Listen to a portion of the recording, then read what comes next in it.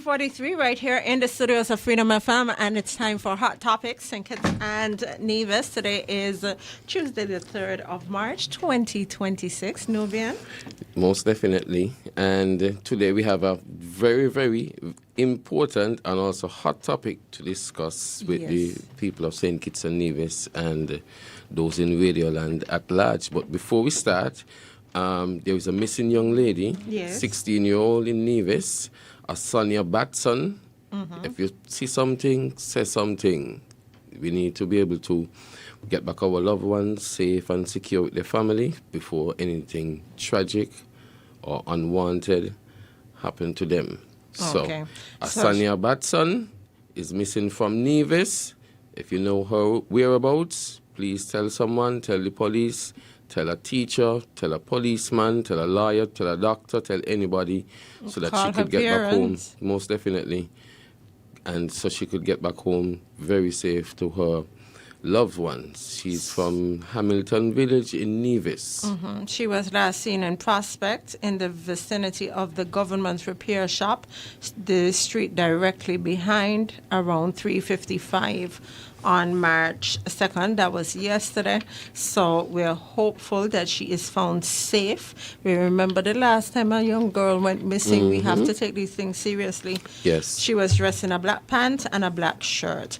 She is also known as Blessing.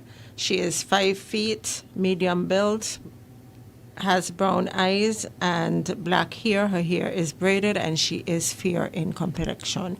So if you know her, keep an eye open for her, look out for her, get her back home safely to her loved ones. Yes.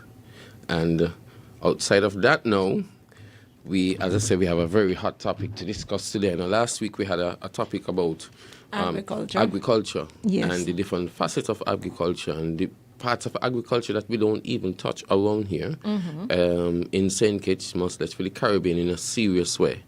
And after that show, I've been asked... Shout out to Banky one time. Yeah, shout out to Banky from over there in Nevis. And I've been asked, what is it about? How can we seek to get some sort of implementation here in St. Kitts? How can we build out this industry here in St. Kitts? And so I reached out to one of our scientists. Now, this ain't a regular scientist, everybody that feels that they bedroom scientist. No, a bedroom scientist. As soon as we could identify why is a soursop from an okra, then we feel as though he's a scientist. This is not one of those type of scientists. This is a certified scientist from out of Europe, born and bred here in St. Kitts, from out of SKN. Now, I can't even begin to mention all the accolades and all the accomplishments of our local grown scientist. She's a biologist. A marine biologist, I'm sorry. And I would let her present herself, and we would have a discussion on how she can help us build out, or what are the possibilities of building out our aquaculture profile here in St. Kitts. Okay. So we're happy to have you here. Last week we had another expert here, an agriculture expert. Today we have a marine biologist, so welcome. I'm happy that you're a woman. Just saying that. Because many times people feel like females and science and maths and that kind of thing, they don't go hand in hand. Yeah. I know differently, but So, tell us your name. Good afternoon, everyone. My name is Cody Edwards. I'm a marine biologist. I have a master's degree in marine biology and interest in fisheries and anything marine conservation related. So why marine biology? I've always enjoyed it. I've always loved studying the ocean and working with marine life, and that's why. Yeah. So you grew up in SKN? Yes. Our very own from St. Kitts, nobody imported. Born and bred here in St. Kitts. I'm happy that you're emphasizing that point. So how long have you been back from university? Because you have a master's in marine biology. I have a master's in marine biology. So only been back a few months. I came back in October last year. Okay. So how did your studies shape what you would envision as a future for St. Kitts and Nevis?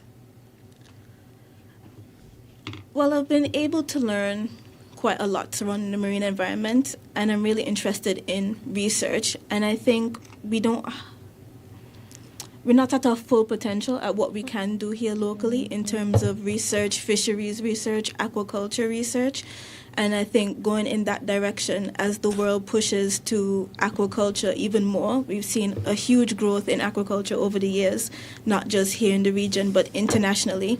And so I think if we could be at the forefront of that, even if just in a research sense, that would be great for the Federation. So now, the question comes to mind. We live on an island. We're surrounded by seawater. And many times when people hear about fisheries and people hear about, that sector, we think about, we just go out on a boat. Why aquaculture? Why is it important for us to look at this avenue? So it is known that we have put pressure on our inshore and offshore fisheries, particularly our inshore fisheries. That's what we get from the coral reefs. So aquaculture is now providing an avenue for us to continue to meet our fisheries demands, but without putting as much pressure on our natural resources. So not destroying what we have. Anything else that we have, allowing our natural populations to recover, those that have been overfished, and doing aquaculture because it's on land, it's land-based, that helps us in that area. There must be some benefits in terms of danger as well for the fisher folk. Well, yes, you don't have people going out in adverse conditions, so that's ideal. And also pursuing aquaculture, it opens up avenues for other types of employment, so that would also be a great benefit as well.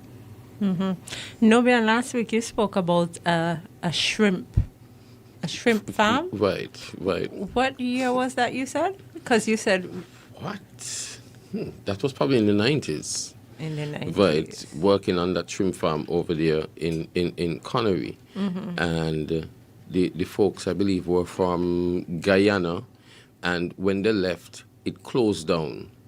And based on what I know, no one has reopened that shrimp farm.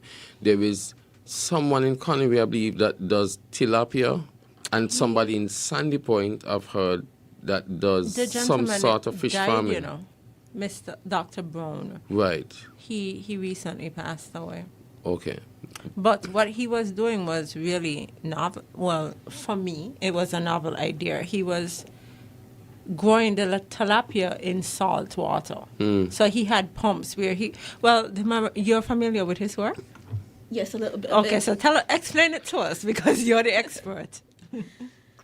So you can grow tilapia in salt water. They're quite a resilient fish, and that's why they're one of the more popular fish used in aquaculture. But the system of it is not complicated, just using pumps to bring in water and having that as your pond instead of fresh water, which is what's recommended for us, especially as a small island where we don't have that much access to fresh water.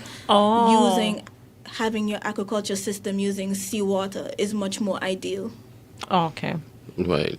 And you know what? Over in those fish ponds, guppies lived in that, with the shrimp in that water, and it was pumping in seawater. What are guppies? The little ornamental fish, with the fantail guppies, the little pretty fish that you would have in your fish tank in fresh water. Really? Yeah.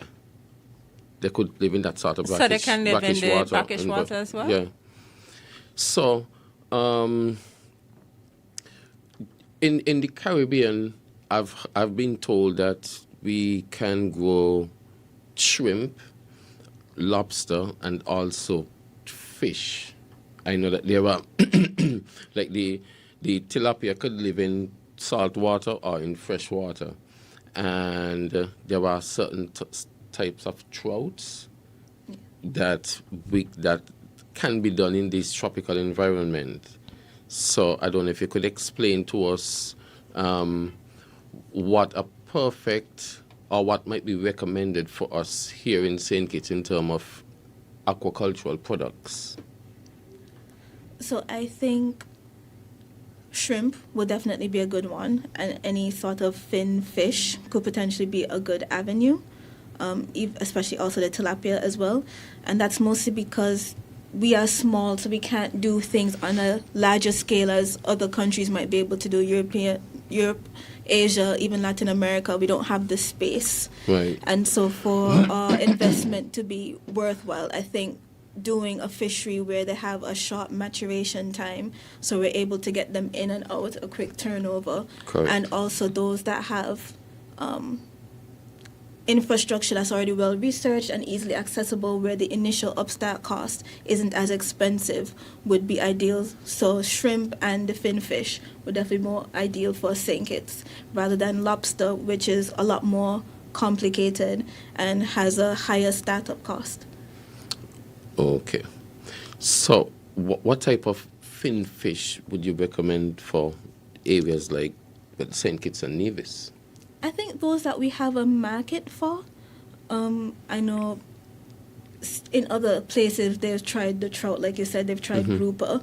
So I think those that we know that we have a market for locally and maybe even regionally would be a good idea for us to try and see if it works. There is a Mexican company. I did some research on it a couple of years ago, probably in 2019 or 2020, they were about 2019, 2020, where they had a technology called shrimp in a box. And they would modify 40-foot containers to house and grow shrimps. I believe the shrimp maturation time is about 3 months, somewhere thereabout. Yeah, probably. So it's a quick enough turnover. And that is something that we could benefit from here in St. Kitts. I believe from doing a bit more research, we spend close to $2 million on the importation of crustaceans from overseas. And when I look at that, I look at the fact that we could reduce our import bill as it pertains to shrimp and have it produced here locally and create entrepreneurs. And also, as you just stated, we can provide job opportunities for people here in St. Kitts. I don't know how you feel about, or if you looked into the technology, or if you have heard about it, or how you feel about it here in St. Kitts. Yes, it's a good idea using the containers, and it is somewhat sustainable. I think it does require a warehouse to host the containers because it has to be temperature controlled, so that might be the biggest cost in terms of looking into that avenue. But it is a good idea, and like I said, shrimp will be one of the better species to look into because of such a short maturation time. And another advantage to that same system is that it uses a closed system when you pump the water in, and it uses bacteria to help get rid of the waste. So it is a sustainable system and one that has a lot of potential to work locally, as it wouldn't require too much space using the containers. So that is maybe one that we could look into. Yeah. I'm thinking about resources, not just resources as it relates to space, because we're speaking a lot about space, but resources as it relates to human capacity. No, I know you are an expert in the field, but you are one person. How complicated is it to set up an industry like this in St. Kitts and Nevis? So once we're going for a more easy setup like shrimp or tilapia, something that's well researched, the infrastructure already exists, it's not too hard, it's not too difficult, and those fisheries actually they're on the cheaper side. Okay. Yes, so it's not difficult. It's not difficult at all, and So there are hatcheries that we could get the startup species from, so it's not too difficult. So the ordinary citizen can set up an industry like this? Yes, I think we have a number of small-scale tilapia farmers in St. Kitts and Nevis as well, just on a small scale only. For eating purposes? I think so, yes. Okay. Right. So, if I was a young man who are looking to set up a commercial, whether it be, let's go with tilapia, what would your recommendations be in terms of land size? I'm asking what it would take to start up this thing, because I want to be able to sell to supermarkets in St. Kitts. Or a group of young men wants to start this thing where they want to be able to enter into production and sale and to be able to take care of their family and at least provide some sort of example for someone else coming. So I can't give exactly size here locally, but I know from my research, the bigger that you can have your pond or the more space that you can take up, the more profitable it will be. So if you had maybe about 10 acres, 10 acres to play with. For one pond? It will be multiple. Okay. You could have about 95% return on your investment. So definitely the larger the scale you can do it on, the better it is. Here locally, maybe the size of what was happening over at Connery that Dr.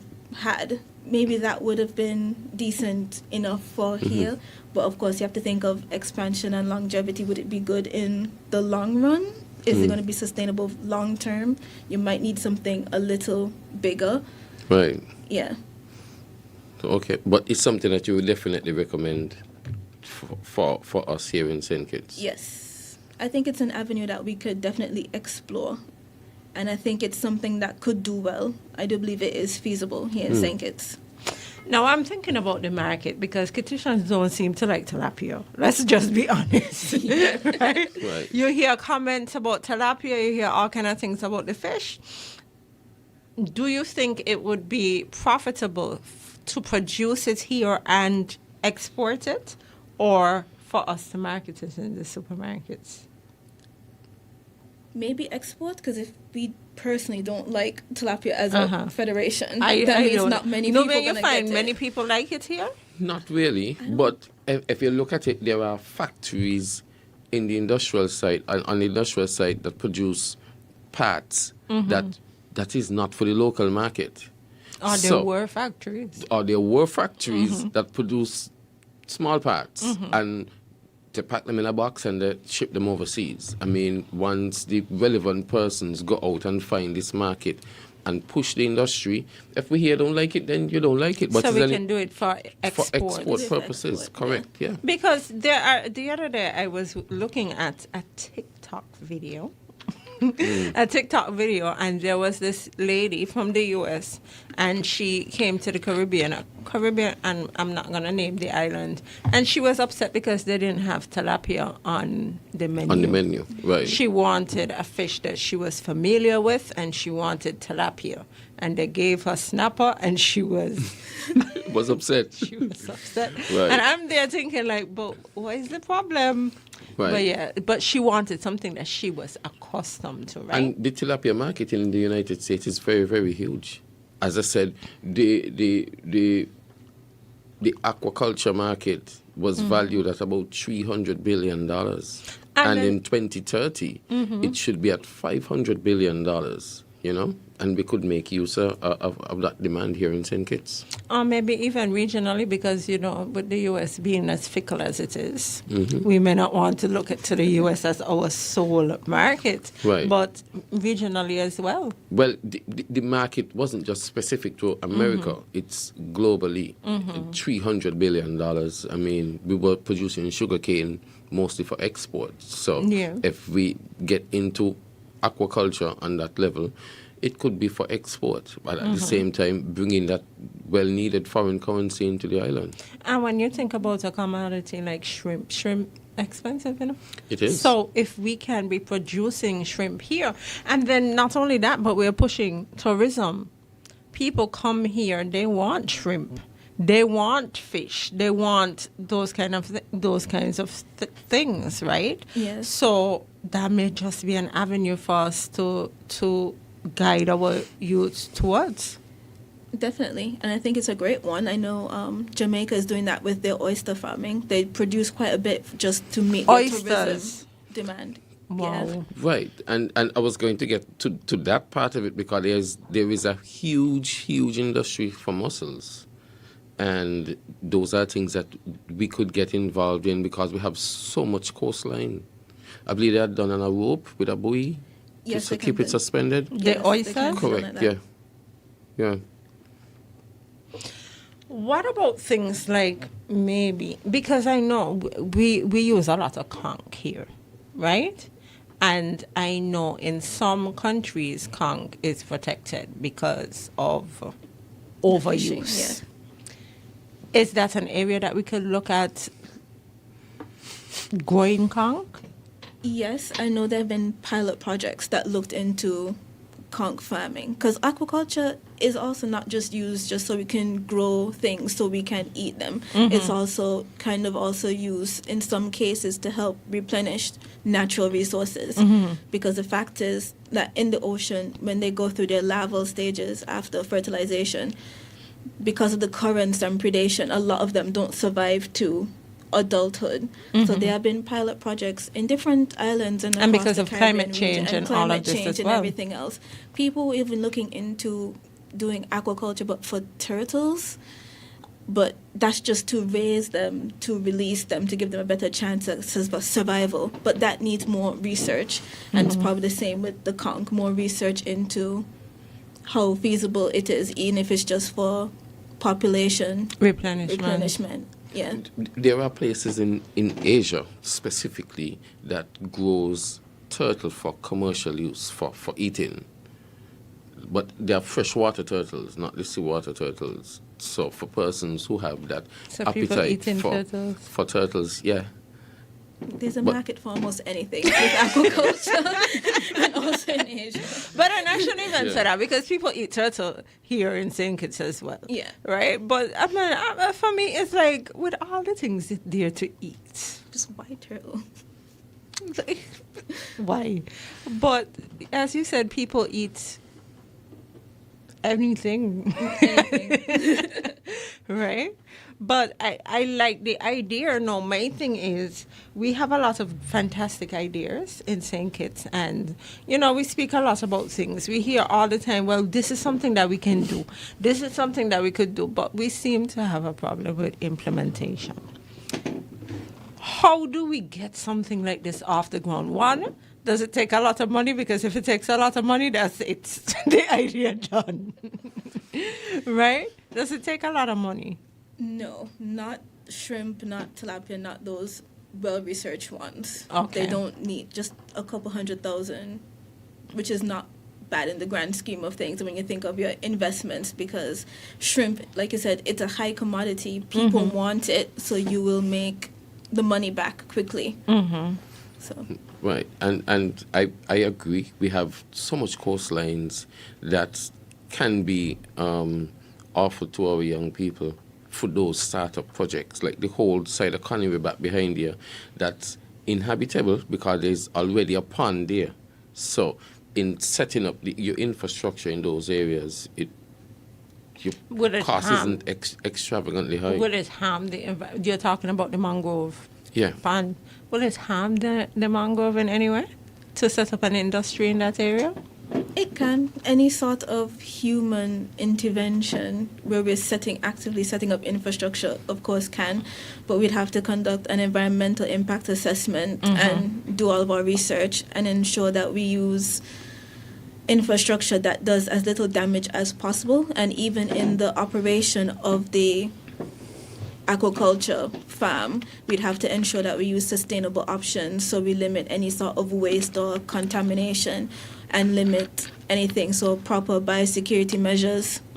Yeah. But I know, man, the idea that you had last week was in St. Peter's. We don't Yeah. really need the coastline. Yeah, but to cause any more. if you go into like shrimp in a box, based on what it says, I just look at the numbers again. It says you could profit, you could do between 21,000 to 70,000 US dollars per year per container. That's the amount of shrimp that you could harvest in a 20-foot container in that sort of environment. Now, let's say you had 4 or 5, and I'm saying you don't need to go on the mangrove anymore. You could be all the way up in Monkey Hill, somewhere in Shadwell, or somewhere in Keys or Buckley's, or So it could be done anywhere. And then you could hire people to work with you. Correct. So that provides job opportunities for young people. And diversify our economy in a needed way.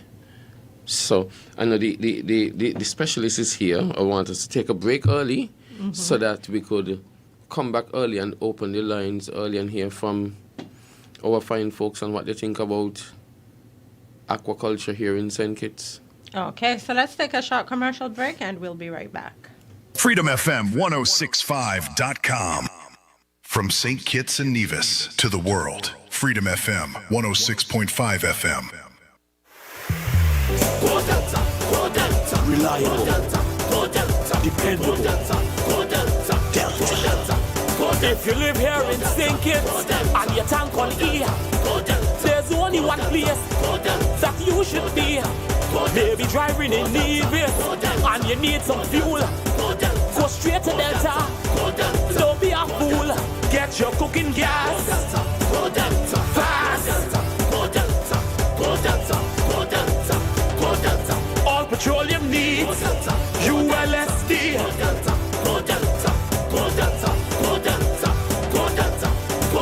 Everyone in the region is shouting, Go Delta. Premium gasoline in a fully stocked C-store. So there's only one place it should be. Delta Petroleum, baby. Every day we're faced with choices. To spend or to save. To delay or to stay on track. It's discipline that shapes our future. Because discipline means making the choice today that pays off tomorrow. Remember, discipline, choice, pays. A message from the Development Bank of St. Kitts and Nevis.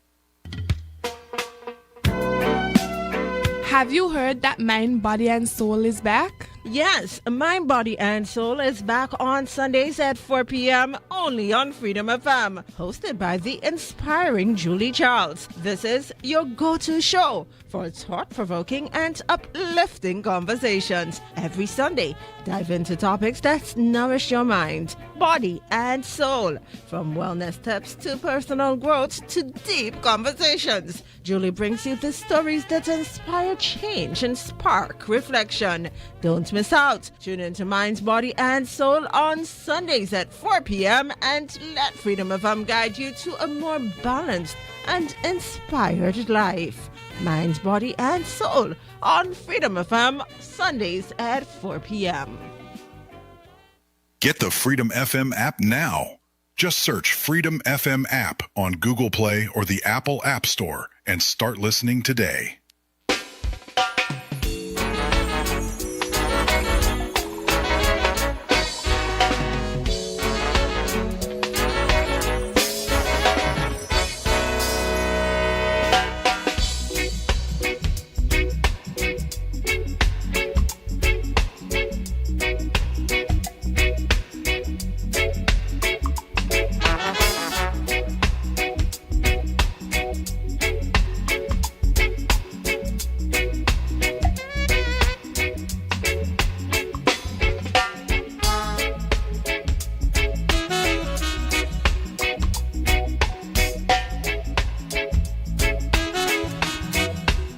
We are back right here on Topics on Freedom FM. This afternoon's topic, Aquaculture here in St. Kitts, right here in St. Kitts. How viable is this an option for us to diverse the economy? We hear a lot about economic diversification. So the lines are open, 662-1065, 465-6474, or 465-0546. Let's take our first call. Good afternoon. You're live. Good afternoon, Jamie, and Good all afternoon, the sir. participants there, and my good friend Nubian and Madam Lady representing her department. Carl Brown here, and good afternoon to the listeners home and abroad. On that topic, many, many years ago, a gentleman in Connery near Mr. Brown started that same fish farm thing. And he didn't get much help from the government then. And it is a very good idea. What he was doing, using the seawater pumping the seawater up on his farm and mixing it with fresh water and raising the fish them there. Thousands of fish. But nobody see the idea then. And they did not support it well. And that time the SIDF had in millions, maybe billions and all. And if they had pumped some money into that farm here in Connery, we would have been taken off and we would have been supplying the Caribbean and even maybe beyond the Caribbean. On one other thing, I keep saying it to all the governments and all the departments. Ladies and gentlemen, we need a local zoo here in St. Kitts. We have too much animal astray, not being looked after properly, not being fed, not being cared for properly. Why don't we step out the box in tourism and open a local zoo here? No overseas animals. Strictly all locally bred and grown animals here on the island. It will create a lot of jobs. Vets will get jobs. What are some of the animals you hope to feature? Every animal we have here, our local fowls, our local birds, our local donkeys, our local horses, our local goats and sheep, pigs, birds, ducks. You know what a spectacular sight it will be to see.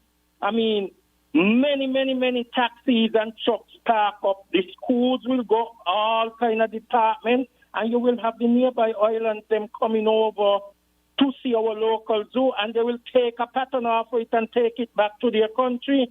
Everybody just laugh every time I say this. But we left here, and we go to America, and we go to the zoo. Yeah, but when we go to America to the zoo, right? And I'm not knocking your idea because this is not the first time I've heard you speak about this idea, right? But when we go to America and we go to the zoo, well, me and like so when we go to America, when we go elsewhere and we go to zoos, we go to see exotic animals. Right. We go to see the lions and the tigers and the chipmunks. Not really chipmunks. That we don't see around here now. Yeah, but how many of us... Wait, no, let me finish the question. How many of us will leave our homes to go and see goat and sheep and donkey? Lots of us. You would leave your house to go and see goat and sheep and donkey? Yes, thousands of us go to the 2 days of the agricultural open day. And we see animals that we don't see and we live right here. We see food and products and creativity by our local owned people here that we don't see all year round. So you're saying that you would like to see an agriculture open day kind of activity all year round? So not really a zoo per se, but somewhere where we need to step out the box, stop that sun, see and hotels and guest houses and little tours and so. Step out the box. Put our animals there. Listen, if they would only take up this idea one day, even when I gone on, they will thank Carl Brown. Because we will take off the tourists and the visitors are coming here to see our local products. That's what they keep asking for, local products. But you know what we do? We got St. Martin and China. We get things from China and America and all about the place. And we put them there to sell the tourists. They don't come for that. They want our local products. Okay. And we need to open a local zoo. It's going to create a lot of jobs. And we're going to step out the box and we're going to take up. Think it's always first in everything, Okay. Anytime think it starts something, it is looked at first. But a few months down the road and a few years down the road, everybody gone with it. Okay, Mr. Brown, thank you so much for that contribution. There is a bird sanctuary in St. Martin where you could go and you stand and the birds land on you and that kind of thing. So I guess, people can go and see the goat and sheep. Good afternoon, you're live. Good afternoon, Jeremy. And good afternoon, Lubian. Hey, what's up, brother? Watch here, Remember, you're a McKnight man, eh? And for years, Crucial Banky been getting a lot of knockout in music. And especially now, big event in Sinkit Music Festival. And we watching all and sundry, who playing game with Banky, And if they feel McKnight, people won't just go, they go vote for them. And no money coming in McKnight, they're lying on Lubian. So I'm preaching to them, let me do the right thing, Because I will tell all the youth, let me boy abandon that. Because if Jamaican won't come here and achieve the music festival, and we tell that the soil them can't get no money, Crucial Banky, infamous, my boy from Cairns and Puerto Rico, all these guys supposed to be on the music festival every year. Banky got any kind of quality than them Jamaicans. So when you gonna tell me, think it's money is for just these people? They ain't gonna work here, Are you gone? Hold on there, jam down. Yes, Jam down. Where you say? Yeah, I understand. I'm gonna touch that there. We can have a direct conversation on the air about that. But I want to ask you what you think about the idea.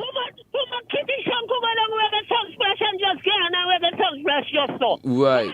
This woman named Marsha. Mm-hmm.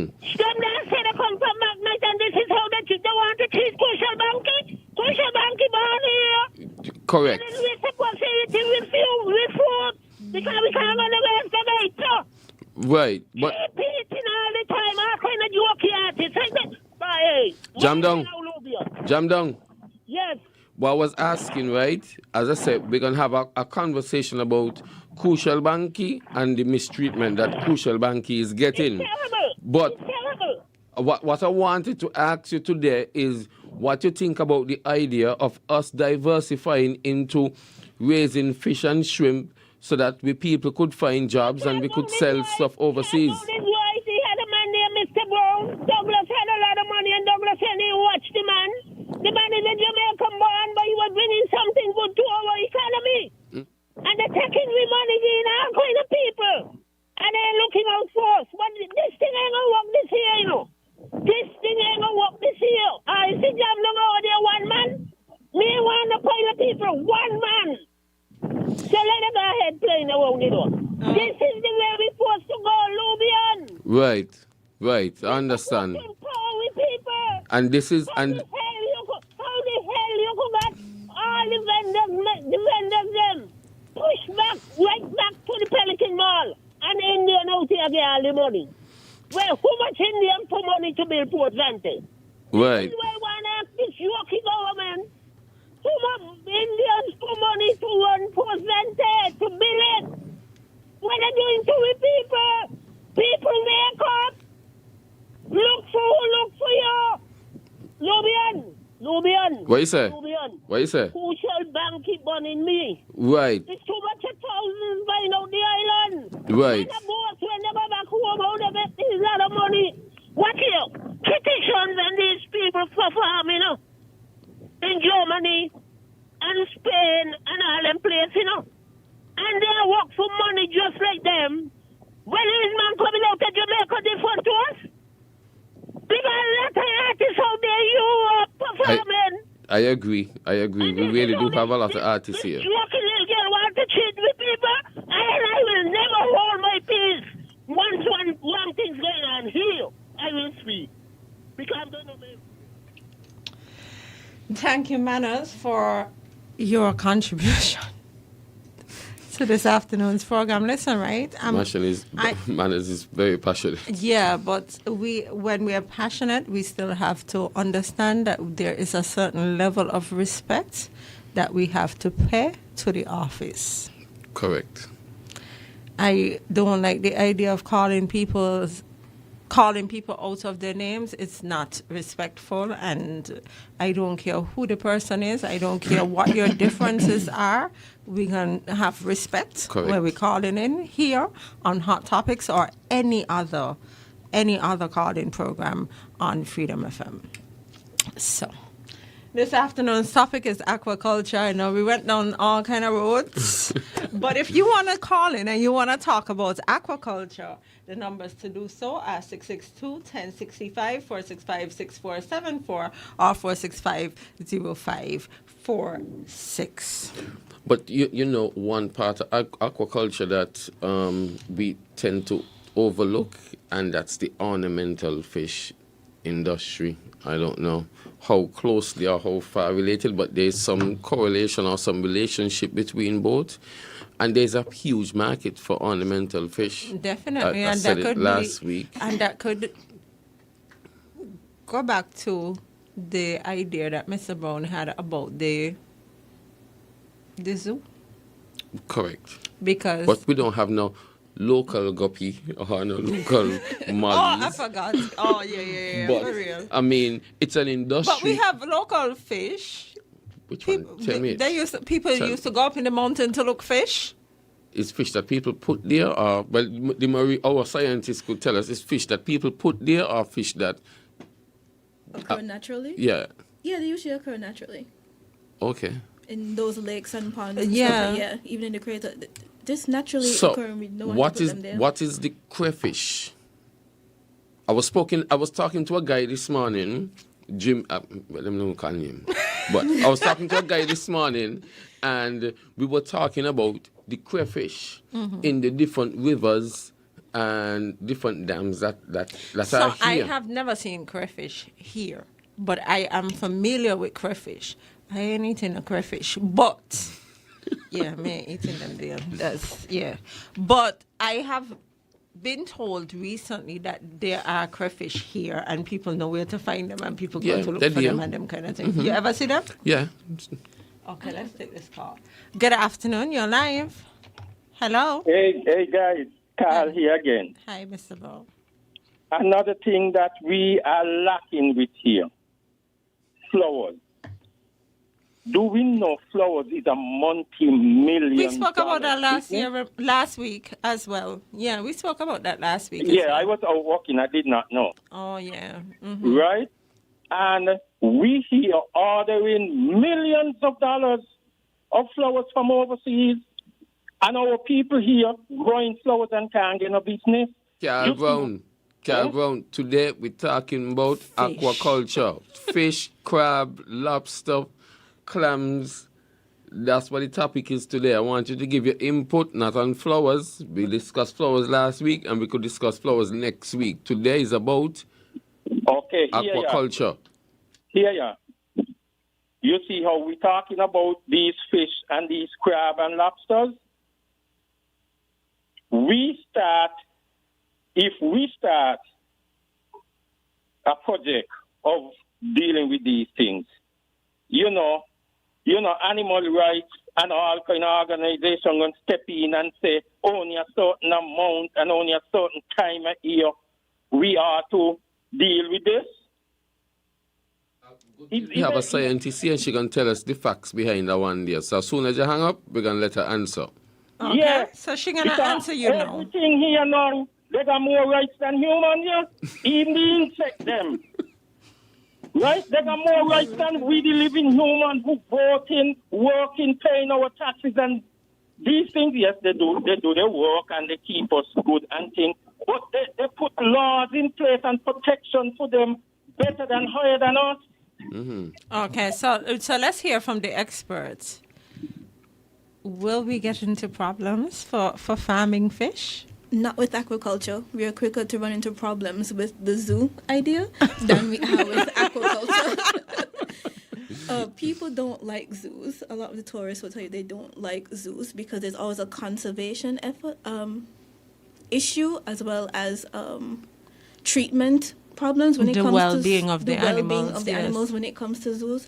Whereas aquaculture is something that is internationally regulated. We have standards that we need to meet.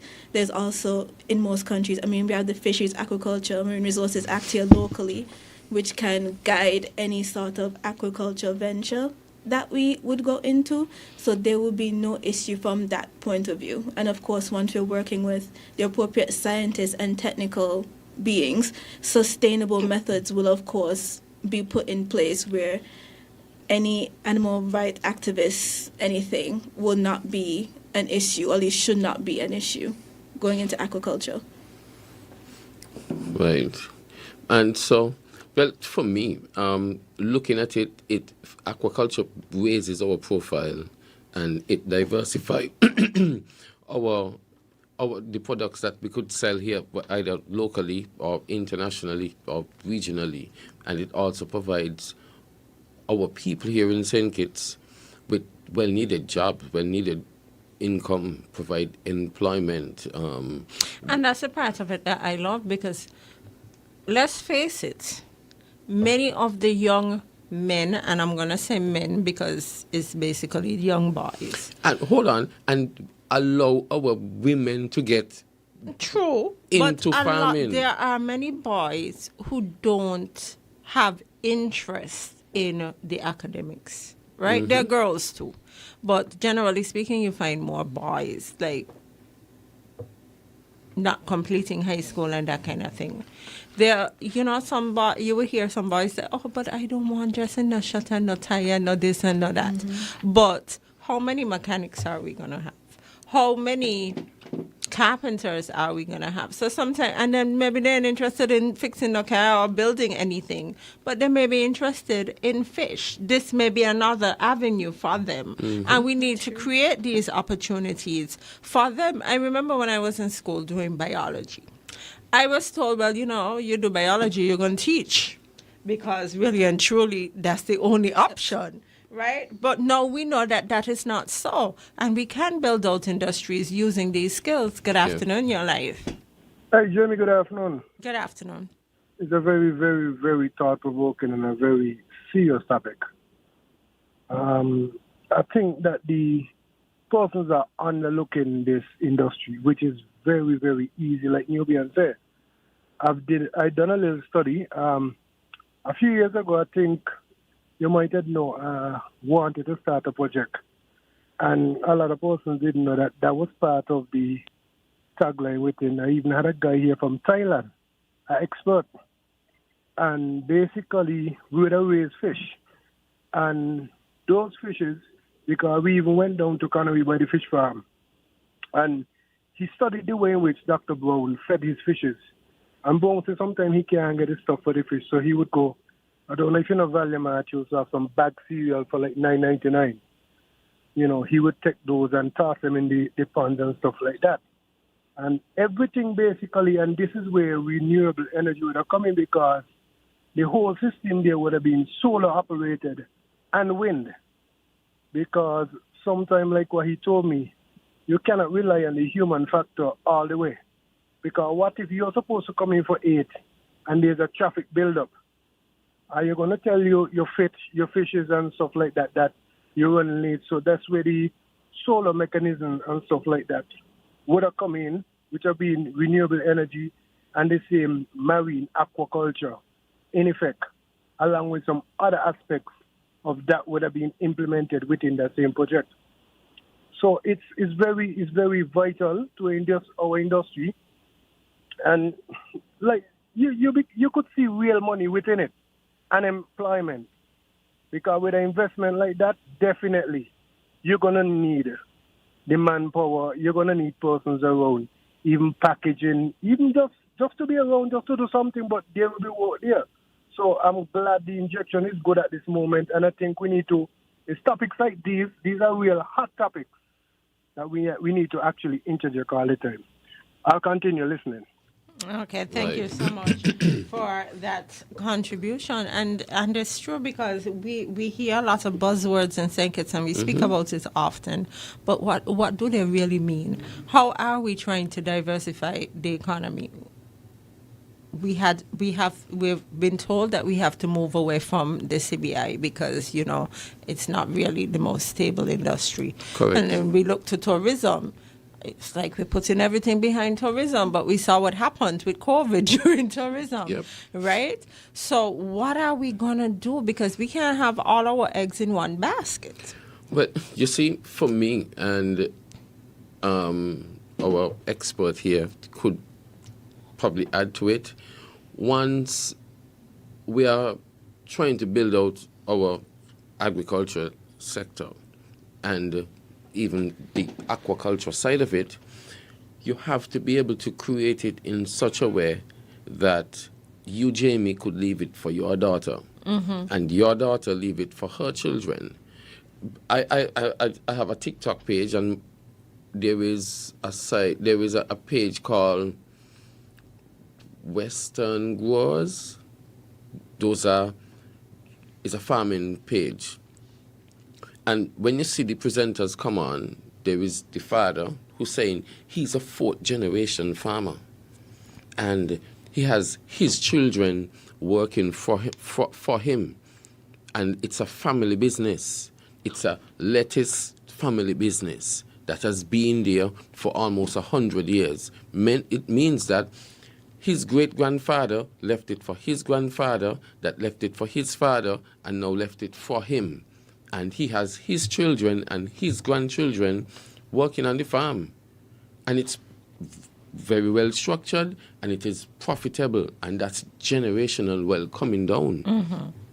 And if we are not planning to do this with our farmers, we're wasting people time. We're wasting people time, to be honest. But you see, the mindset is different because as black people, many of us are not concentrating or are not concerned with generational wealth. It's like, are you going to do this for me?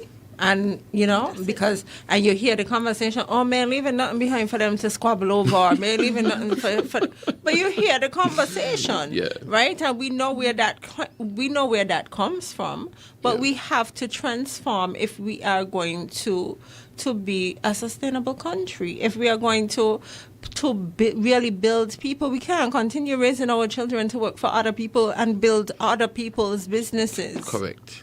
But our farmers here, for me, I can't understand why probably I'm not there in the kitchen to figure out what's going on, but our farmers don't seem to be at the success level that they should be at this point in time. I think a lot of it is organization. When you do the research, you see the type of money that can be made from farming. I think a lot of it is organization and just being in survival mode.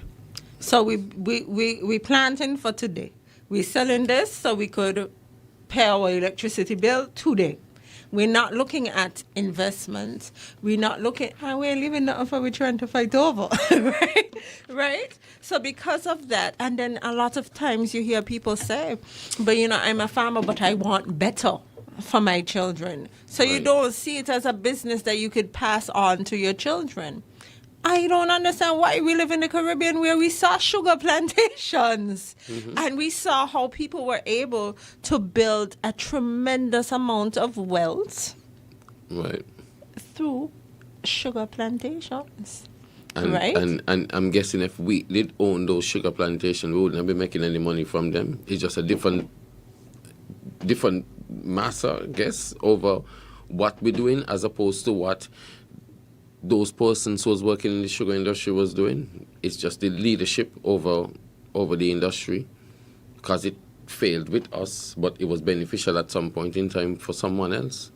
But then it failed because of outside influences as well. Because remember, they removed the preferential treatment for the Caribbean and that kind of thing. So it wasn't really just mismanagement on our part. But when you're shifting from that sort of industry, then you should have been preparing, because we still have to eat. And as your population grow, you have to be able to cater for that difference. And for me, aquaculture was one of those industries that we should have gotten in a long time ago. And this is why conversations like these are so important, because it opens the minds of our people. This is something that I can do. This is something that doesn't take a lot of money to start up. And we can do this. We can start small and we can grow. Listen, a minister would make what, $20,000 a month? Thereabout? Yeah, with the 33% increase. And this is not political. I mean... No, I don't know. I believe they used to make like 14 or 15 or whatever it was. With the increase, it come up to like 20-something. A farmer, properly structured, properly organized, could make double that amount on a monthly basis. I don't know if the specialist could say. Most of us would look at politics and say, why not the guy in the tie passed on a nice vehicle? Farmers here have the possibility to make like $40,000-$50,000 a month. Mm-hmm. Look at what Banky said last week. He come down with 200 jelly a day and still don't have enough. I mean, do the maths on a jelly and you would see what the money looking like. And if he had enough, what is considered to be enough, then how much money would he make in a day? And I could apply the same thing for aquaculture. But, yeah. And even animal husbandry. Because, you know, I again, people, I look at what I am interested in, right? So I follow TikTokers who have farms, who have cattle, and the cattle are just there for breeding purposes. And people buying one bull for $1 million and them kind of things. I mean, yeah, gonna buy a bull for $1 million if you can, but if it can't pay for itself. Correct. Right? So it tells you how much money is in this industry. Yeah. We don't have the land and we don't have the space. So we don't expect to gain that kind of money. We can't operate on that level, right? But we can operate on some level and be really successful. So why aren't we pushing towards that? Listen, That is my question. I have a friend who lives in Boyd's and he's into goat farming. And I was helping him trying to find a Boer goat, a breed of goat called Boer goats. And we called Texas. We found somebody in Texas and they wanted about $15,000 for a ram. We reached down to St. Lucia, and the guy down there said that the list too long, don't even make sense getting on the waiting list to get a Boer goat that's in St. Lucia. Jamaica was the cheapest. They wanted about $7,000 for a Boer goat. One goat. That's one goat. So there is money to be made. In farming, the guy don't butcher his goats, he reproduce to sell. You know? And that's what I'm saying. So that's why we spoke about genetics last week and introducing new genes and that kind of thing into our stock here. But you can't buy a goat for $7,000 and then got a goat running up and down the streets for car to knock them down. Exactly. You can't be doing that. You have to be more serious about how you're operating your business. Right, and I guess that refers to the structure that you was talking about that's needed. And so, back to the topic of aquaculture, we could set our people here in a way in which they could take care of themselves, take care of their family, take care of their communities, take care of their country at the end of the day, in diversifying and adding aquaculture to the list of products and produces that we produce here in St. Kitts. Definitely. Yeah. We were speaking about the crawfish. The crayfish. But is it crayfish or crawfish? Because people, depending on where you go. The people say It's the same thing. I think It's the same thing. Yeah. So what is it? What you want us to start to grow them? Is it no? I was talking to a guy this morning that told me, no, Ben, you remember when they used to have the crawfish them over in Cayon, there's a river that run down in Cayon that they would be in. There is the drain that runs down next to CFBC. And they used to be in the drain? They used to be in the drain. So you come with a cup afternoon time, and you hold the cup over the drain with the water running down in the drain. That was a long time ago when people wasn't that nasty. And so people were nastier then. But as a child, we didn't care. People were nastier back then. We didn't care. You put the cup in the drain, and after a while you look in the cup, say, well, I mean, it's not yet. You put back the cup in the drain. And what you used to do with them? They used to die after a while. So you get some small little shrimp type insects in the water. And so you say, well, you catch some crayfish and you carry them home and you watch them for a couple of days and then they die. Oh, I thought you then meant you go back used to eat them. No, you go back and you get more after. I used to eat them. No, only McKnight people were going to know about that one there. McKnight and probably village people. But the drain that comes down. But that drain wasn't coming from K-On. No, So I it tell you, had next to be- CFBC in Yeah, McKnight. so it had to be somewhere in St. Peter's, maybe Olivies, somewhere. No, probably up in Olivies or Yeah, wherever. yeah. The drain would come down and you would catch them in the drain. Yeah, You think you'll find any today? I don't know. But what is it? It's a shrimp. Kind of. Shrimp / lobster, sort of. They're in that Ain't family, that lobster. crustacean type It's not family. lobster, It's not but lobster. it's- But I think they're more shrimp-ish, like... And they're in fresh water. Yeah, in fresh water that would run down. And yeah. they smell rice bad. I don't know, that was too small to smell, but you would just catch them in the drain in a cup. But those had to be very small, though. Very small. Yeah, very small. Very, very, very small. Yeah. Okay. And so in the afternoon, you come up and put your cup in the drain and In the try to drain. catch them sort of things. But in the mountainside, a guy who worked water department, showed me a big one, like a foot long. I believe it was dead, and he sent me a picture of a really large one. Yeah, people find them here. I was told in Old Road River, and that kind of people find them and they cook them and that kind of thing. But I'm not eating any. You know, I'll take their word for it. Yeah. In but Cairn, me you always eating catch them? I don't know, I guess so. I never used to. Like, I'm too young to remember this. Right.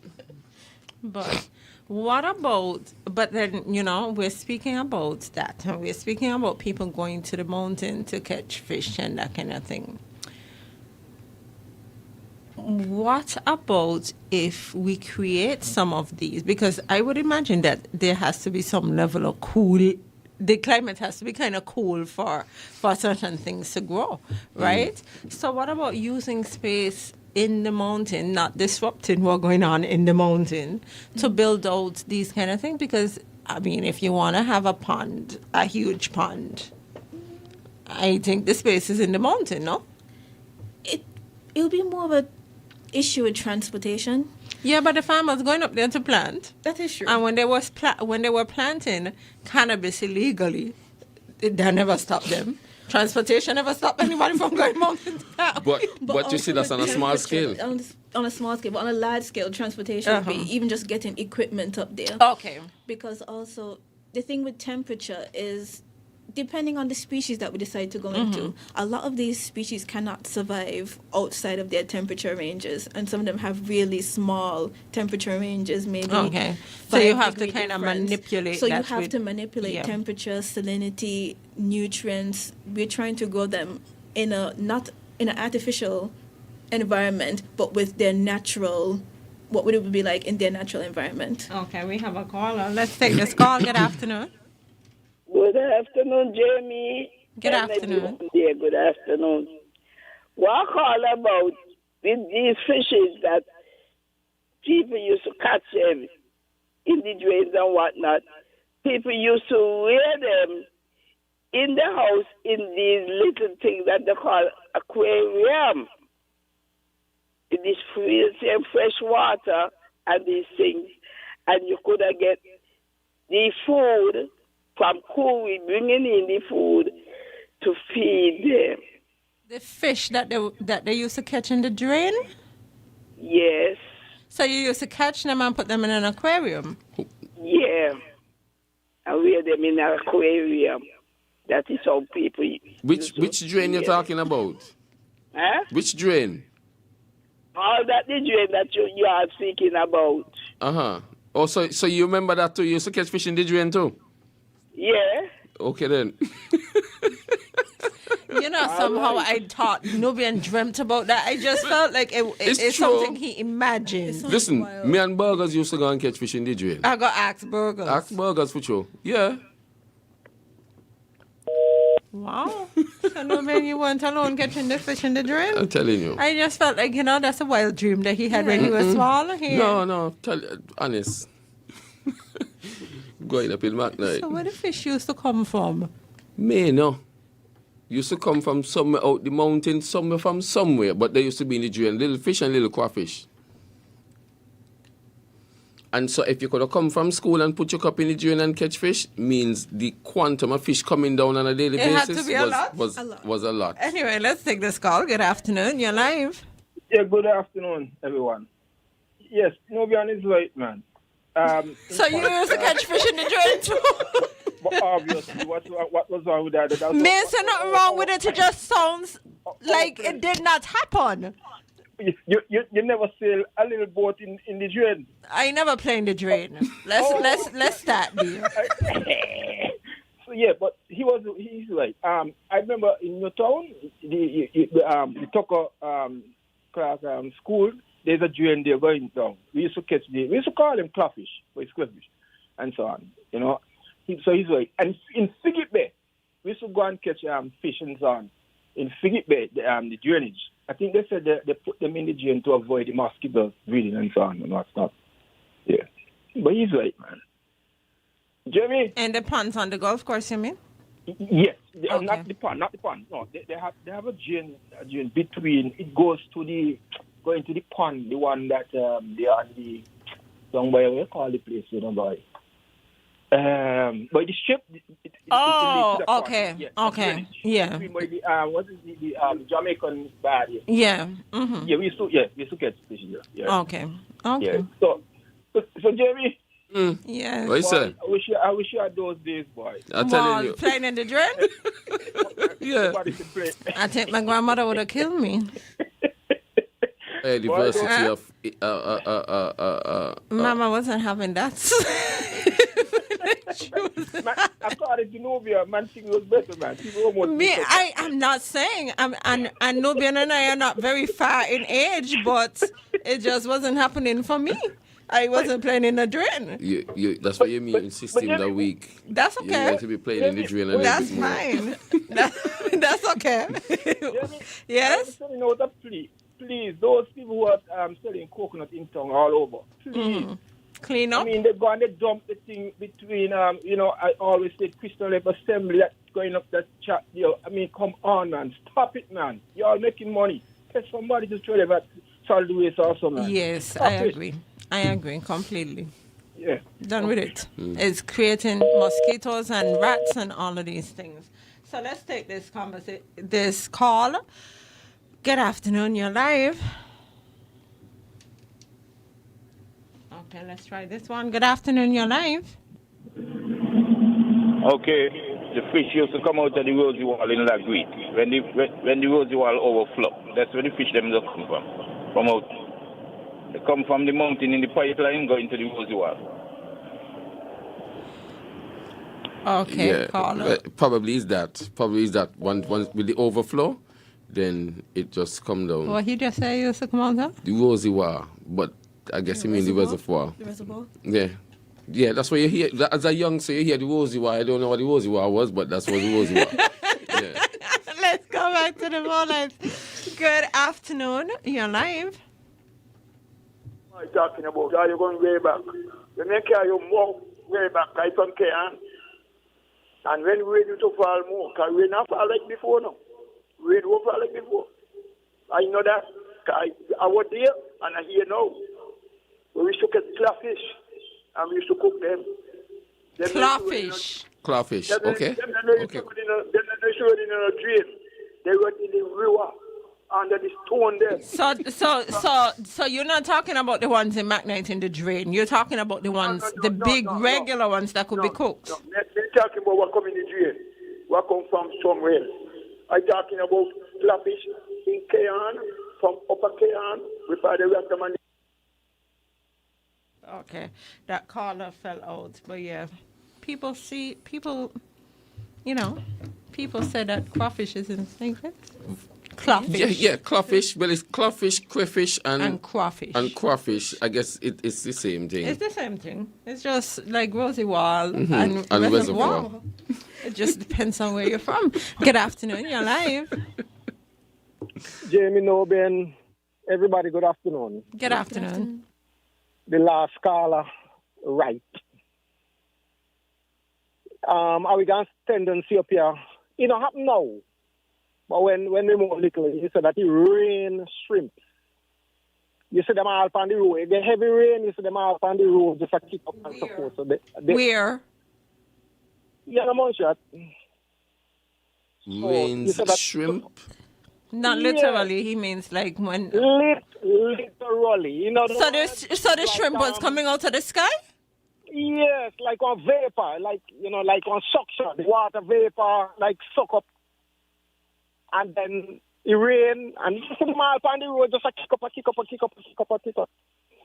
But happen now. I used to catch them, and same thing, just like what them people say. We used to catch them, and so forth and so forth.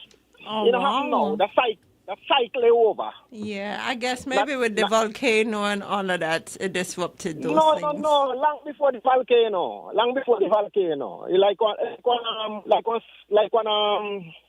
What cycle? You can water vapor. You say that you say water, and sometimes you both have to be careful because the water vapor we just suck them up. Jam up in the air something like that. Oh, okay. And then when it rain down all that it take up. Oh, okay. Okay. But since we get big minutes like that, but we're little. Oh, okay. Thank you so much for calling in from Montserrat. Listen, there is something that we also used to do in Mac Night that I've been looking for it and I can't find it. You go down on the best sun and you wiggle your foot through the sand. So you got some call coming there, but I'm going to ask you the question. And you also had some sea cockroaches and scuttles. You take them, you boil them and eat them. But they're not there anymore. Let's take this call. Good afternoon. You're live. Hello, Jenny. Hi, good afternoon. Yeah, where the movie theater was, right? Down there. What's down their name? Yeah, I know where you mean. Adlam Street? Street? Okay. In front of, yeah. They had, Mr. Malalo used to pump water from the wells. There's rivers running down, right? Because even my place on 4th Street, that's what he used to do. He had a well and he used to pump the water. And in the water, they look like the lobsters from America. I ain't gonna call them crayfish. Right. Okay. I ain't gonna call them crayfish. But I'm talking about a lot of them used to come out, A lot of people used to come there and they catching them. Sometimes they bite them, So they used to bite the people? Yeah. So they hold them with their hand. They got claws like the lobsters from America. The two big claws. Yeah. Yeah. But this is because he used to pump the well water. I have a well on in my place. Where? And he used to use it. Where's your place, caller? Okay, where Richards is. Oh. So you have a well there? Yeah, to the back. Okay. What happened is, the stream comes down, right? Mm-hmm. And it's fresh water. Well, because people would say that it's contaminated with everybody with flush toilet now. But a lot of people used to come there when he's using the brine tank to pump up the water to cool the popsicle and fudgicles. You remember those days when people used to buy creamsicle, fudgicle, popsicle right there on 4th Street? Well, they had the hole used to come out, right, on 4th Street. And a lot of crayfish used to come out. Well, I call it like them. I calling them like crayfish. But they look to me like a real lobster. But I know fishermen used to come and catch them too. To go fish with them. Wow. They swim like a lobster. Eh? Yeah, and they're good meat. But then, something? Have you ever eaten any? Me? No. Higgs and Hill people, not Higgs and Hill, those people who build the road over on the peninsula. One of them used to come up by me to shoot pool. And they took me up in the mountain one day. And those up in the mountain is about like a foot. But it's the same species. They look the same thing, like American lobster with two big claws, rather than how ours shaped the big flap. They didn't have a big flap. Yeah, it's the same crayfish.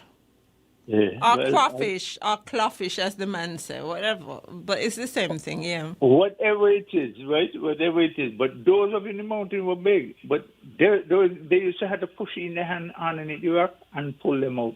Yes, yeah. Yeah. Okay, thanks. Okay, thank you so much. And let's take this final call because we're almost out of time. Good afternoon. Yeah, good afternoon to everybody. Good afternoon, Novian, it's happiness here. Yes, bless up. You know, catching them thing in the train was the fun them time because we had the internet, you know. Internet at all, so it's down there in the drain. We'll be catching the little fish and the little crayfish, clawfish, however they call them. Right there by the ice plant. We used to catch by the ice plant. Right Yeah, there. yes, cross by the ice plant, they had them there too in the drain. Yeah. And the second thing now is that the farmers them need to be specialized and stop running around one another and do the same thing. Nobody specializes in no kind of crop. You can't call a man Mr. Okra, Mr. Tomato, Right. Mr. Plantain, nothing. All you see a man selling little season pepper, everybody going down and plant season pepper. You check? So the farmers them need to get together and specialize themselves. You know what I mean? And that's the same thing I said last week. we need farmers to get more structured, get more specialized in one or two things the most. You can't get somebody going 10, 20 different crops just chasing a pipe dream. We need the farmers, as you just correctly say, this particular person going okras alone, this particular person going this alone. But And then you're growing all of these things and you're not growing any of them properly. Exactly. Right? Yeah. Okay. So somebody says, you see, we have scientists who are listening as well. So one of them said, crayfish, also known as freshwater lobster, is actually a pretty solid source of lean protein. I still want none. Here's what makes them beneficial. High quality protein. They're rich in protein, which helps with muscle repair, immune function, and overall body maintenance. Great if you're active or just trying to eat clean. I don't know about the eating clean part, but let's go. Low in fat, crayfish are generally low in saturated fat, making them heart-friendly when prepared in healthy ways, such as steamed or boiled instead of deep-fried. Rich in essential nutrients, they contain B12, important for nerve health and red blood cell formation. Iron supports oxygen transport in the blood. Zinc boosts the immune system, as somebody said. Stellium, powerful antioxidant support. Omega-3 fatty acids, good for the heart and brain. So, Nubian, maybe you guys were onto something. We were. Sangi a cup now and No, tell you all exactly where all the drains are. I'll pass. I'll pass on that. Tell you exactly But where now all I'm the drains wondering, are. Send because you. we're speaking about aquaculture, we can grow these too. The crayfish? Yeah. In a nice, healthy, It's a big business controlled environment. in Louisiana. It's a big Yes. business in Louisiana. I mean, we can. It's just that Louisiana, they're they're fresh eating water. out a swamp. So yeah. But we can do this, right? We as can. well, It's just right? that they're fresh water. Mhm. And our biggest thing with fresh water is supply. It's that we don't have We water. don't have as much as So we we're going to need. have to do some desalination, which is expensive. It's an option, but at that point, just use the seawater and do saltwater species. Yeah. Well, I want to talk about those insects that live in the sand. And a little shell thing that we used to call scuttle that live in the sand, and you go and you wink up your foot and you would find them. Are you throwing a piece of bait, fish, gill, And they anything, come out, yeah. and they come up. And people used to be down there catching pots and little containers of them, and you fry them, you boil them right there on the sand, and then you eat them. But no, they are not there at all. Climate change. But you know what I'm talking about. I know what you're talking about. I've never had them to eat. No? But I know what you're talking about. No, man, you seem to be very adventurous with your mouth, you know. That's sea cockroaches. That's what they used to call them. The mere fact that you're eating something them sea cockroach. And like But sea lice. you and you those was kind of close by the sea. Who was close by the sea? Where you think you used to live down there? Down there? But I never went down by the sea. No? To drown? Anyway, let's not talk about that. I never went down by no sea, and I never pick up no sea cockroach, and I definitely never eat none. Half your life gone. That's okay. Half. That's But okay. 3/4 of your life gone. I'll take your word for it. You just walk up and down the sand, and you put your foot under the sand, and they would that come is up and why- run around and what's not. And that is why, ladies and gentlemen, Nubian used to get licks for being by that same sun. A little bit of time. Take A the lot. last call there. The person they call to talk about the sea cockroach. I bet you. Good afternoon, you're live. Yes, Jeremy, I calling back again. Where Nubian is right with the sea cockroaches, them for real, and the scuttles. You could have done, especially on Newtown, and Newtown, seawater was like on land. So you just go near the shore and the sand, and you just rub your feet them to the sand, and there's the scuttles and sea cockroaches. What you used to do with them?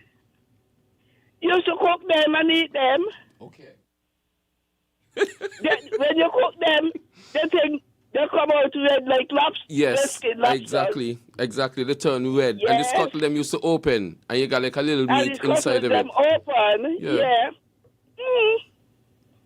They're real.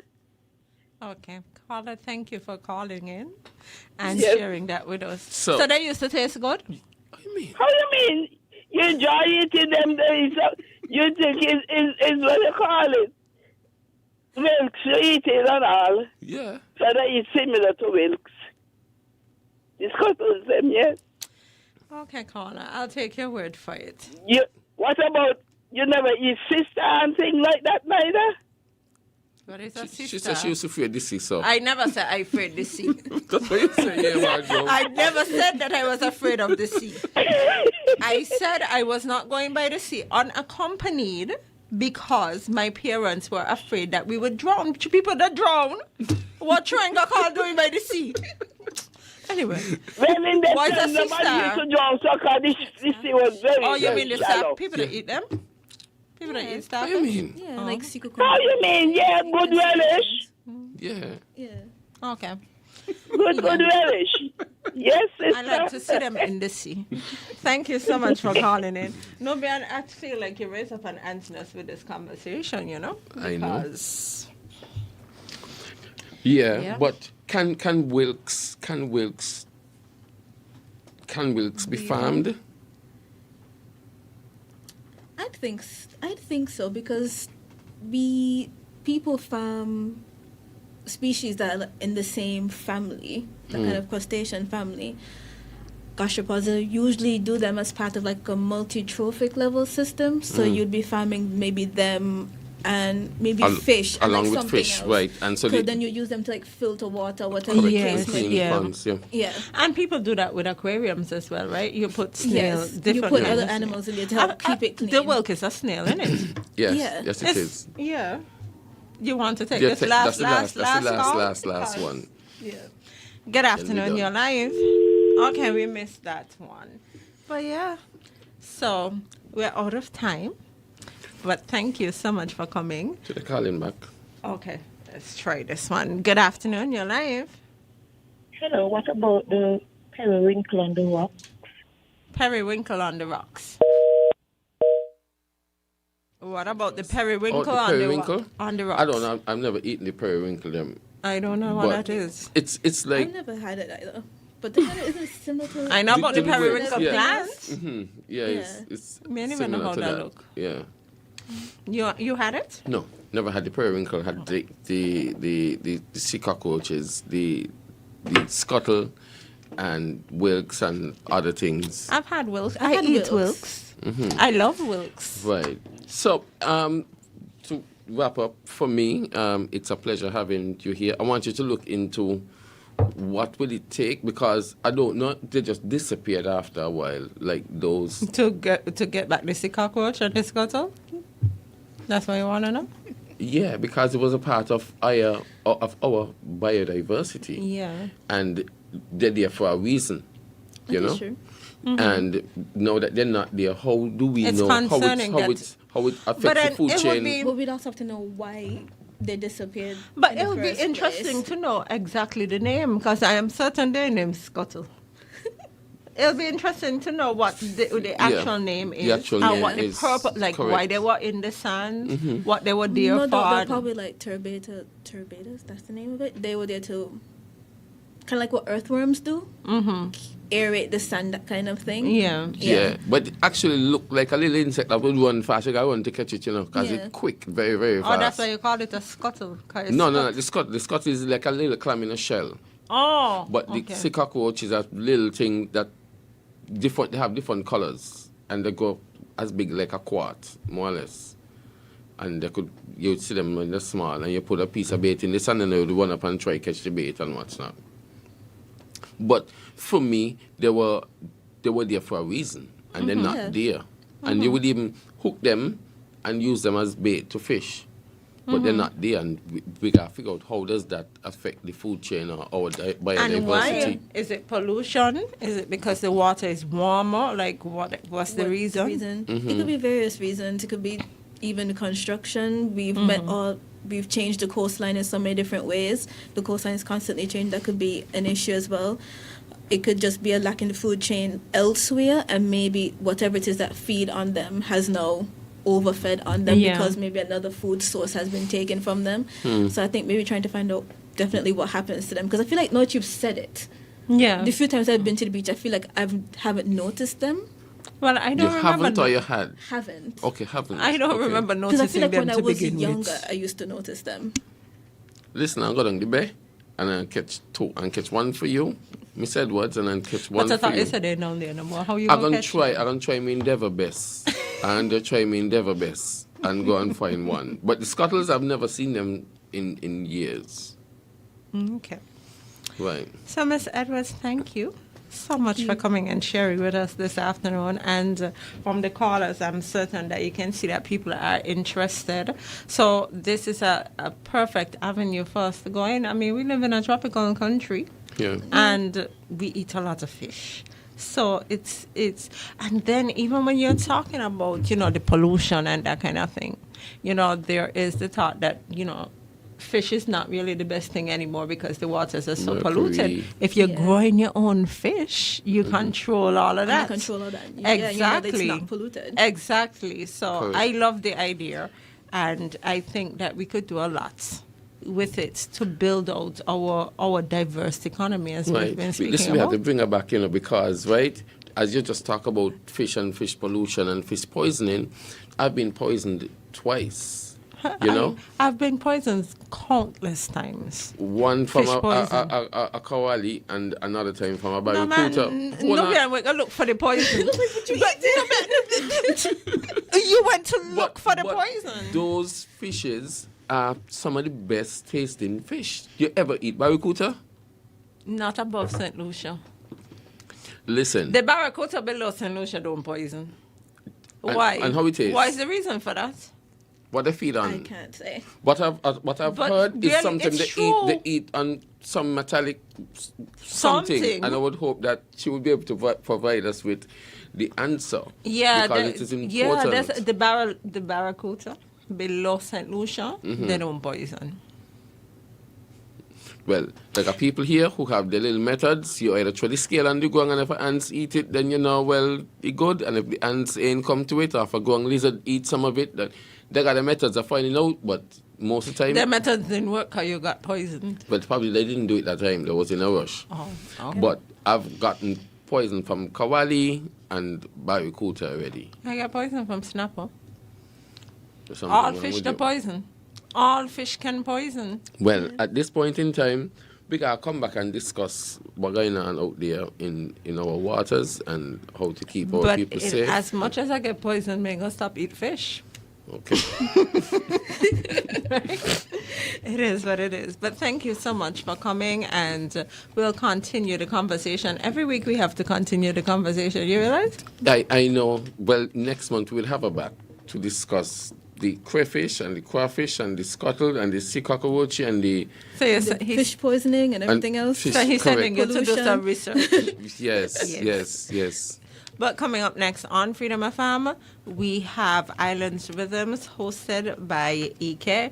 That's going to do it for us this afternoon. Thank you so much for listening.